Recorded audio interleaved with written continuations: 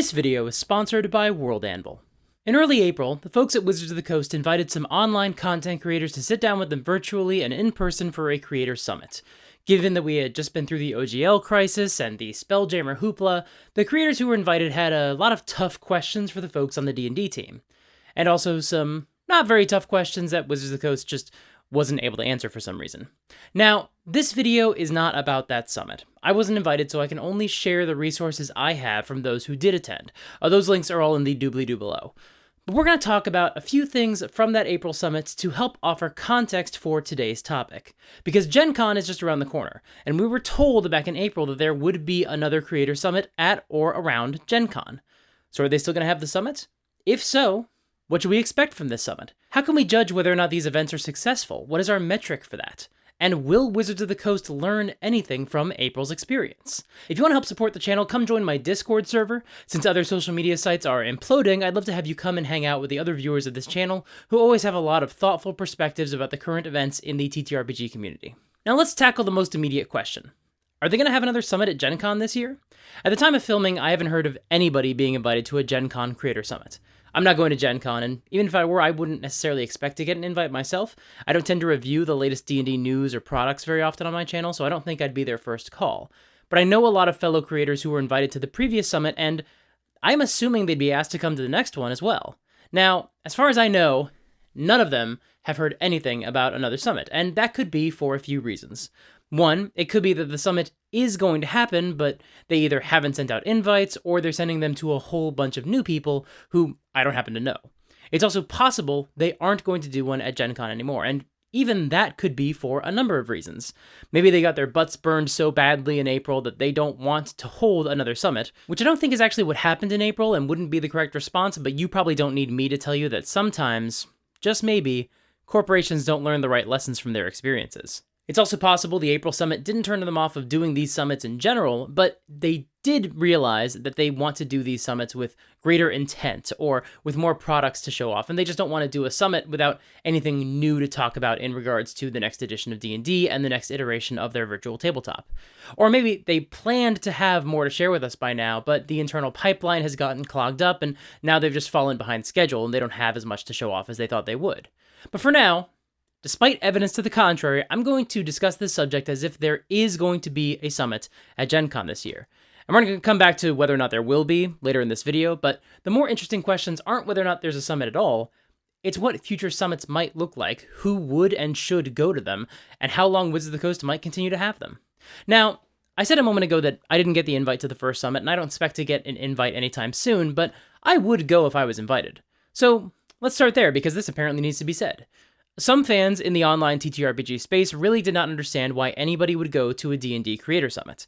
Now, there was a lot of weird discourse around this event, including a whole lot of debate about who is considered an influencer versus a content creator, and honestly, I don't have a lot of interest in that discussion. It just seems like an excuse to check the credentials of certain creators and gatekeep others. Or maybe when people hear the word influencer, they picture people like Kylie Jenner, and that doesn't really seem to line up with creators who also publish their own TTRPG rules and supplements. Whatever. I truly don't care about any of that. Because there's a much more serious discussion that occurred. A bit of a discourse that happened. A whole bunch of online people started harassing content creators just because those creators said they were going to the summit. These creators were accused of being Wizards of the Coast shills, which is just deeply stupid. First of all, that just wasn't true. I obviously don't know every content creator, but the ones I know care a lot about authentically representing their opinions rather than just repeating talking points handed to them by a big corporation like Wizards of the Coast. Second, even if it was true, which it isn't, that's still not a good enough reason to harass people. Remember, D&D is a game. Nobody in this situation is hurting anybody. If you want to do something with your time and confront people who can meaningfully make a difference in your life, download the app 5 Calls and call your congresspeople about the issues that actually matter to you. Don't bug creators online just because they're going to a corporate-run event. But let's also acknowledge that there were plenty of people who didn't harass anybody, but did also genuinely not understand why somebody would go to this sort of summit, and it bothered them. And let's address that, because we need to get at least on the same page about this idea before we can figure out the ideal future of what these summits should look like. So here's the thing. The team at Wizards of the Coast sent out these invites and said, hey, come to the summit and get some answers about what we've been working on. Feel free to make content about it. We have nothing to hide. They didn't include that the creators would be receiving a sales pitch, although I'm sure some of the creators expected one. But sales pitch or no, it was a chance to try to figure out what was going on with the hobby. We had a lot of playtest documents and glimpses of the VTT and rumblings of changes to D&D Beyond and a couple of high-profile whoopsie-goofs, and so it's safe to say that the community had been mixed about D&D and Wizards of the Coast this year. And since we all make videos about tabletop RPGs and a lot of us specialize in D&D content, or at least have made a lot of that kind of content, it's valuable to know what's going to happen with this game. Because if nothing else, those answers will determine whether we're going to keep making videos about D&D or whether we really do need to start the pivot now and start getting our audience used to the shift in our channels. But if we can hear what these designers are thinking, we can figure out if they're expressing their design intentions well and what the future of this game might actually look like. And while a lot of us still want to start featuring other TTRPGs on our channel besides just D&D, many creators have a lot of affection for this game, and so it's valuable to talk to the people making it. We might not change anybody's mind if we don't like the design direction they're taking, but at least we could understand it. That actually segues into the second reason to go. Wizards of the Coast had said that they were trying to improve transparency. That's why they were holding the summit. And I personally believe that people respond well to positive reinforcement. If somebody does something you think is a good idea, like holding a summit to try to be more transparent, then I think you go to the summit and say, "Good work, more of this, more transparency, please." Maybe in this case, you could also offer constructive criticism when the presenters aren't being as transparent as you might like, which is, of course, exactly what happened at the last summit. The creators shifted the topic of conversation toward getting clarity on some of the major issues that Wizards of the Coast had put the community through the past couple of months. Third, there are some huge networking advantages to going to a summit like this. Yes, you get to meet the people who work on D&D, and that's cool, but also you get to meet other creators in your field.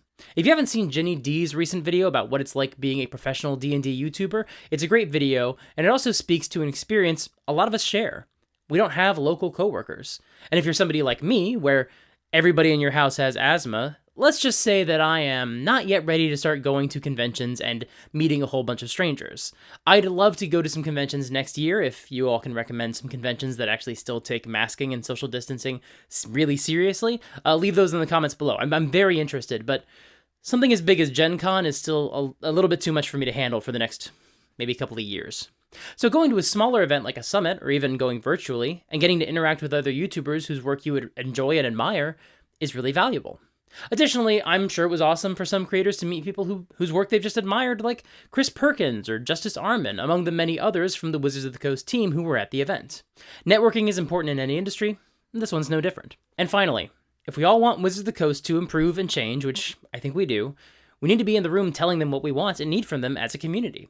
Whether that's as simple as clearer design goals for the 1D&D playtest, or tackling more serious issues like pushing them to improve diversity behind the scenes or offer better accessibility options. Because there were certainly creators who were invited to the summit who weren't just curious about the future of the game or confused about the intentions behind 1D&D. There were people who really wanted to see Wizards of the Coast make progress on significant issues that dramatically impact the quality of life for some of the people who want to play this game and just have a really difficult time doing so. And going to the summit would give them a chance to speak with these designers and their teams directly and open their eyes to a new perspective on a subject that matters a lot to a lot of people in the community. And while some of these topics, like accessibility options, for example, have been discussed in online spaces for years, and the designers could go just check in on those spaces if they thought to look, it's a whole lot easier to just speak with the team directly and share these insights at an event like this. And maybe, just maybe, it would mean that the folks at Wizards of the Coast would be able to hear these creators out and incorporate these insights into their upcoming products. But it's a lot more complicated than that. Because everything I just said about helping change the game by being in the room with the creators at a summit hosted by the corporation, that's my biases talking. I'm also fully aware that I'm a straight, cis, neurotypical white man who was raised in an upper middle class household. I was effectively, unconsciously and consciously, told my entire life that the only way to change the system is from the inside, by not ruffling feathers, playing nice, getting into the room, and then pushing for change. Incremental change. But that's not a universal perspective. For example, let's say you happen to be from a disadvantaged group. In your lifetime, you've probably seen a lot of companies make big promises about things like transparency or access or inclusion, and then never deliver. And that's assuming the creators or companies don't actively take steps to include or belittle people like yourself. But after years of seeing companies offer empty promises and platitudes, it would be perfectly reasonable for you to look at something like a Creator Summit and conclude that there's no way meaningful change will come from that format. And speaking of the format, we should talk about exactly what happened at the summit in April. This is an abbreviated version of events, links in the doobly-doo for a lot more information, but basically, the Wizards of the Coast team was pushing a bunch of information about their new D&D tabletop, their virtual tabletop, essentially just showing off the same content they displayed at the D&D Direct Announcement Showcase, which was, a couple of weeks earlier? And eventually, the creators in attendance had to ask to talk about the things they came to the summit to talk about. And the ones who joined virtually didn't really seem to get as much attention. A lot of them didn't even get their questions answered or really even acknowledged. But it seems like, overall, the creators came expecting one experience, an expectation they arrived at based on the language in the invitations they received, but the folks at Wizards of the Coast had a completely different event in mind. Now, credit where credit is due. Everybody I've seen talk about the event has given the WotC team members a lot of credit for actually pivoting when the creators had a lot of tough questions. These folks apparently realized that the temperature of the room was basically untenable, so they steered into it and gave the creators a platform, at least for a little while, to get into these deeper issues. And good for them for actually doing that. And every creator at the event seemed to have nothing but nice things to say about Dixon Dubois, the new head of creator relations. So while I could imagine the WotC team feeling a bit embarrassed by the fact that the creators had to take the reins to make the summit productive, they should instead focus on structuring future summits to reflect the expectations the creators had when they arrived. The expectations that Wizards of the Coast set thanks to the phrasing in their own invitations. If they can learn from this feedback, it could go a long way toward improving the experience at future summits. But this is where things get really complicated. If Wizards of the Coast keeps hosting these summits as they originally implied they would, should creators keep going? For the sake of argument, let's assume Wizards of the Coast keeps holding summits and doesn't perform any worse at any of these future summits than they did at the April summit. They don't do anything specific to alienate people who were there. In that scenario, there would still be a lot of factors to determine whether creators keep going. For example, let's play out a scenario. Let's say you went to the event because you had questions about improving accessibility, both for the next release of D&D and the virtual tabletop. That was true for a lot of people who attended, and while it doesn't sound like the folks at WotC had a ton of answers, they were also asking follow-up questions of these creators, and they seemed to be listening and taking notes. They seemed to be receptive. So, maybe they're going to take in these suggestions and give accessibility a lot more thought. But then, let's say you go to the next event, maybe it's a GenCon, if that one's still happening, and Wizards of the Coast still doesn't have any answers about accessibility. It's still a work in progress, it's something that they're thinking about, but they're not committing to anything just yet. Do you keep going?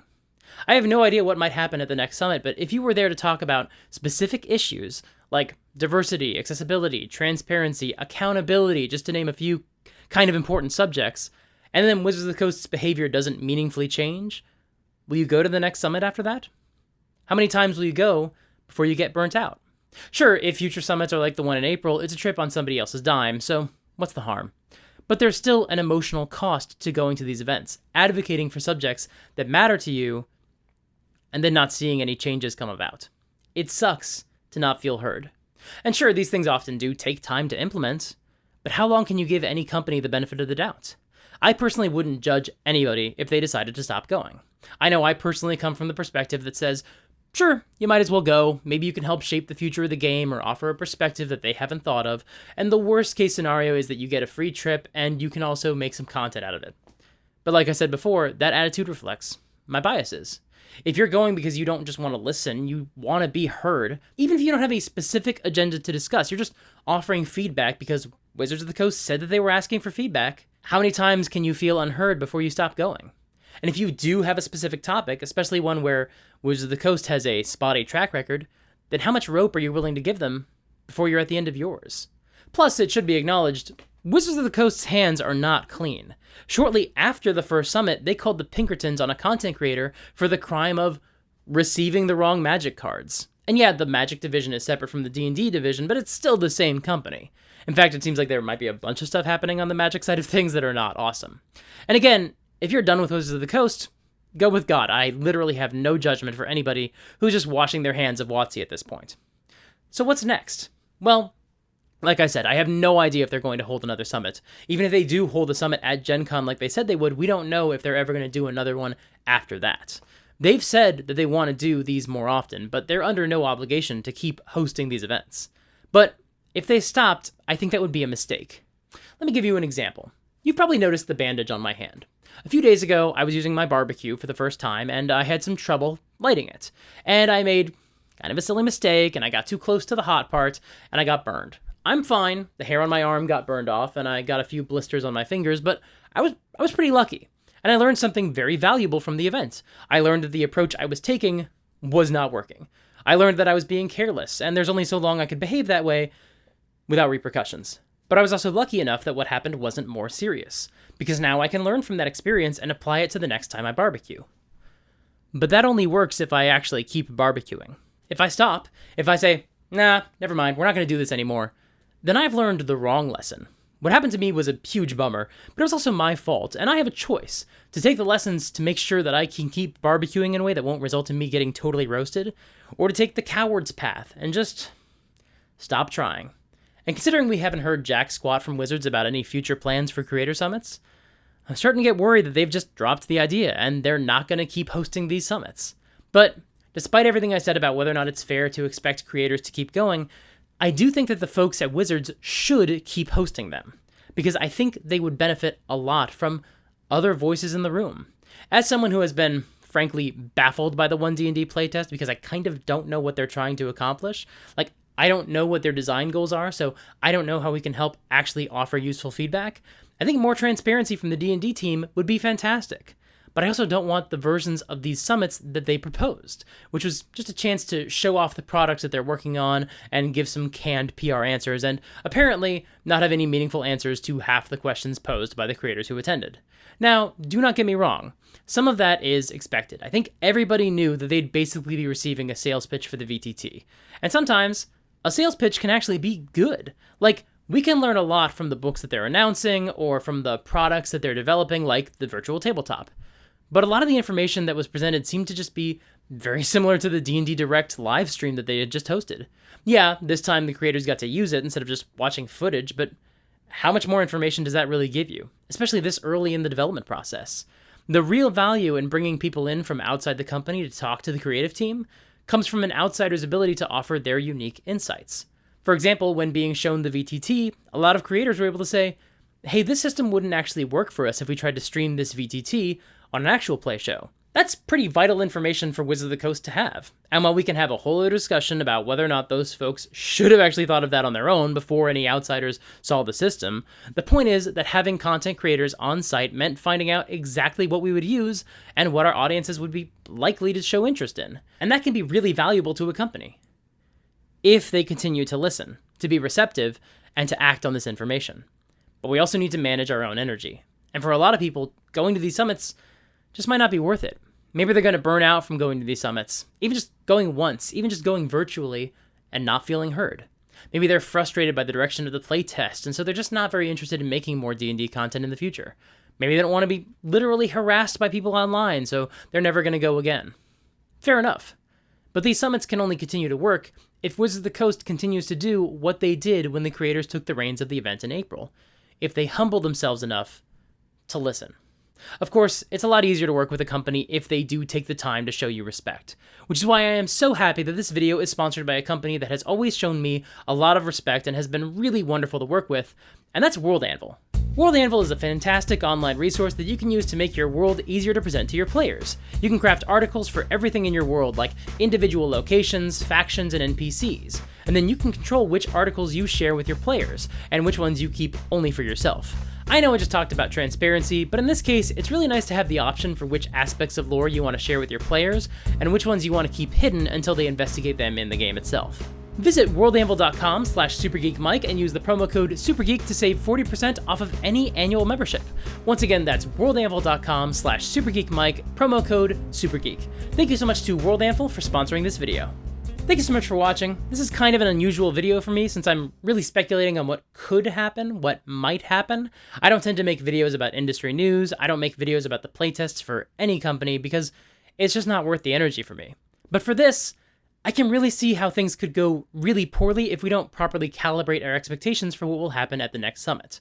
And that's especially true for Wizards of the Coast, who I really hope, well, first of all, I hope there is another summit, but I hope that they will come to the next summit with a totally different approach and a format that enables a more productive dialogue.